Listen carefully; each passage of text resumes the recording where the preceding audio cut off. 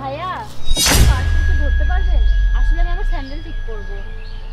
চোর চোর, কেউ কি আছেন? আমাকে সাহায্য করুন, এই লোকটা আমার পার্স নিয়ে পালিয়ে যাচ্ছে, কেউ আছেন? আরে এই, তুমি কি এসব উল্টাপাল্টা কথা বলছো? তুমি তো নিজেই আমাকে পার্সটা ধরতে দিয়েছো। আরে কেউ আছেন? আমাকে সাহায্য করুন। দেখুন, এই লোকটি গর্ভবতী মেয়ের পার্স নিয়ে পালিয়ে যাচ্ছে। আপনি যদি নিজেকে চোর প্রমাণিত করতে না চান তাহলে এক্ষুনি আমাকে 50,000 টাকা দিন। আর এখান থেকে এক পা নড়াচড়া করার চেষ্টা করবেন না, তাহলে কিন্তু গণপিটানি খাবেন। ওই যে একজন আসছে, আমি তাকে বললে সে কিন্তু আমার কথাই বিশ্বাস করবে। তাই আমাকে 50,000 টাকা দিতে রাজি হয়ে যান, আমি ঠিক করে নেব। না হলে আমি সিগারেট করে আপনাকে ফাঁসিয়ে দিব। আরে এখন আমি এত টাকা কিভাবে দেব? আমার কাছে তো এখন এত টাকা নেই। আপনি আমাকে এখনই 50,000 টাকা দেবেন, আর তা না হলে আমি যদি এখন চিৎকার করি নিশ্চয়ই এই ভাই আসবে, এসে আপনাকে ধরবে, আর আমি আপনাকে ফাঁসিয়ে দিব। এই কি হচ্ছে এখানে? তেমন কিছুই হয়নি ভাই, আমরা পরিচিত। আপনি যান, আপনার কাজে যান। দেখুন, এবারের মতো আপনাকে বাঁচিয়ে দিলাম, এখন তাড়াতাড়ি আমাকে 50,000 টাকা দিন। তা না হলে আমি এবার সত্যি সত্যি চিৎকার করে লোক জড়ো করে আপনাকে চোর বানিয়ে দিব। ও আচ্ছা, আমি এবার বুঝতে পেরেছি তুমি আমাকে ব্ল্যাকমেল করার চেষ্টা করছো।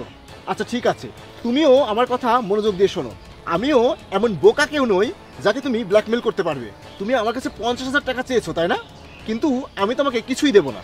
ঠিক আছে, এখন দেখুন আমি আরো জোরে চিৎকার করছি, মানুষ এসে এখানে ভিড় করবে, তারপর দেখুন আপনার কি হয়। চোর চোর চোর! আরে আপনার ভাগ্য খুব খারাপ হয়ে গেছে, জনগণ আপনাকে ধরে মারবে, তারপর আপনাকে জেলে পাঠাবে, তারপর আপনি সরাসরি জেলে যাবেন। ওই দেখেন একজন মানুষ আসছে, আপনার হাতে এখনো সময় আছে, তাই চুপচাপ আমার হাতে টাকা দেন আর এখান থেকে চলে যান। তুমি যা খুশি তাই করতে পারো, আমি তোমাকে কিছুই দেব না, আমার যা হওয়ার হোক। ঠিক আছে, এখন দেখুন কি হয়। ও ভাই, তাড়াতাড়ি এখানে এসে দেখুন, আমাকে সাহায্য করুন, তাড়াতাড়ি আসুন, আমাকে সাহায্য করুন। এই কি হচ্ছে এখানে?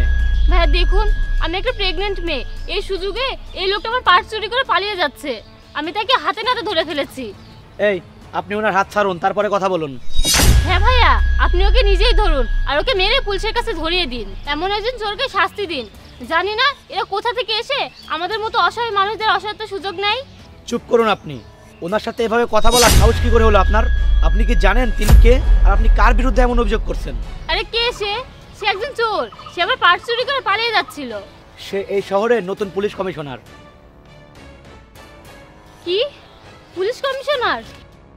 হ্যাঁ, আমি তোমার মতো ঠকবাজ নই, যারা মানুষের নির্দোষতার সুযোগ নিয়ে যাদের টাকা হাতিয়ে নেওয়ার চেষ্টা করে।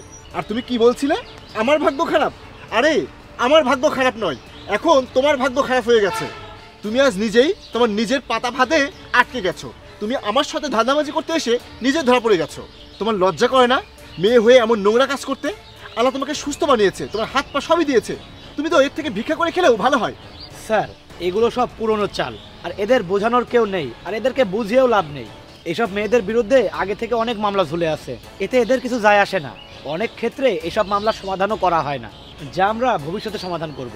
আপনি ওকে নিয়ে যান, এবার আমি দেখছি কি করা যায়। নিয়ে যান ওকে। স্যার, এবারের মতো আমাকে ক্ষমা করে দেন, আমি আর এমন কাজ কখনো করব না। তোমাকে তো শাস্তি পেতেই হবে। এই ওকে নিয়ে যান, ওকে বুঝতে হবে প্রতারণা আর অসততার ইনকাম দিয়ে কেউ সুখী হতে পারে না। নিয়ে যান। এই চলুন।